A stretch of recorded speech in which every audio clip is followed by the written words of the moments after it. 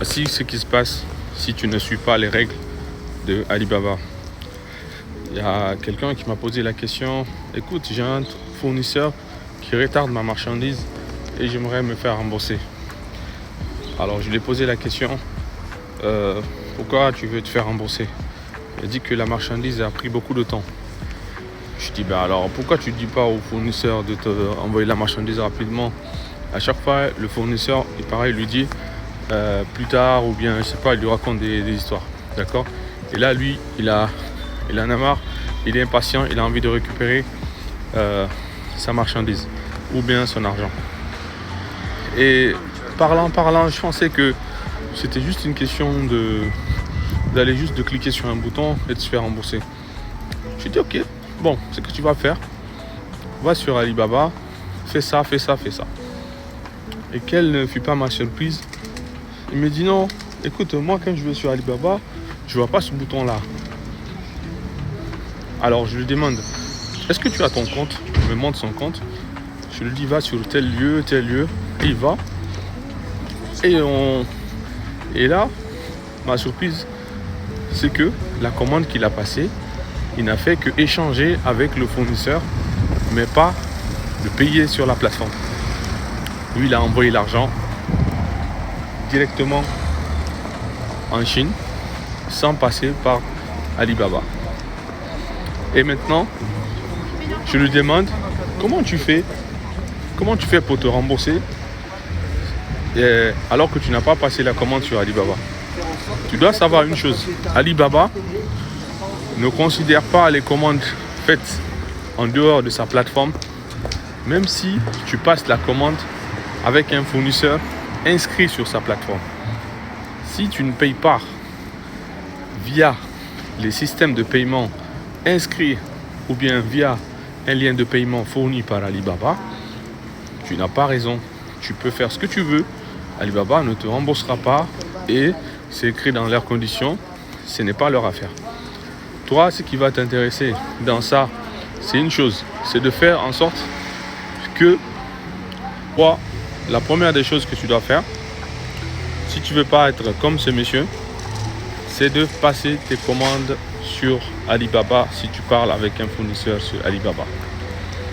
À partir du moment où tu envoies de l'argent à un fournisseur et qui n'est pas sur la plateforme, que ce soit sur 1688, Pinduoduo, n'importe quel site, si tu passes ta commande sur leur site, ils vont te garantir le remboursement si tu suis certaines règles que je vais t'expliquer. Alibaba est un site très sérieux. Les plateformes, en gros, en général, elles font très attention à leur réputation.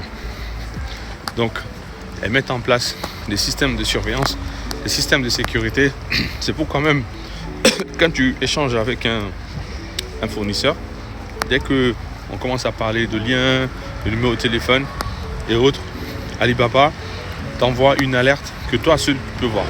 Ils te disent alors attention, ne pas payer en dehors de la plateforme ou bien enfin ils t'envoient une petite alerte. Je vous enverrai ça un jour. Je ferai une capture d'écran et je vous enverrai ça. D'accord? Ça c'est pour vous permettre d'éviter ce genre d'arnaque, ce genre de problème.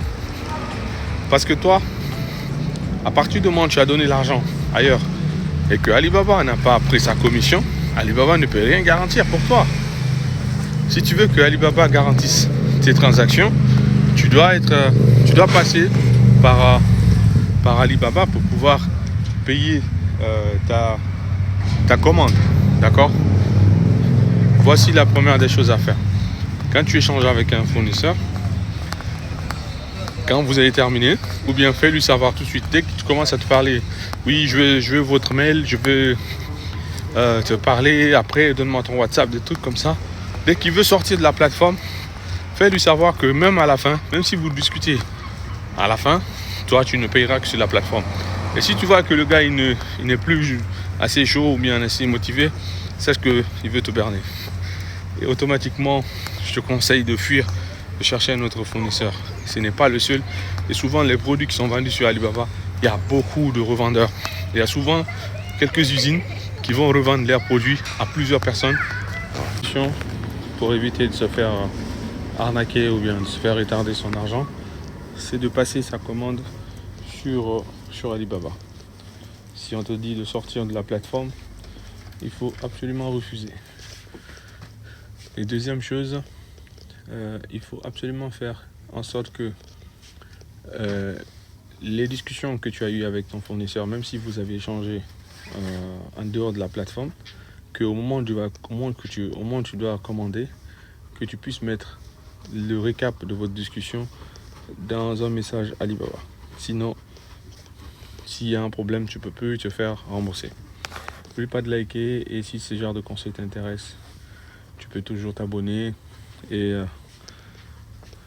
mettre la vidéo en favori.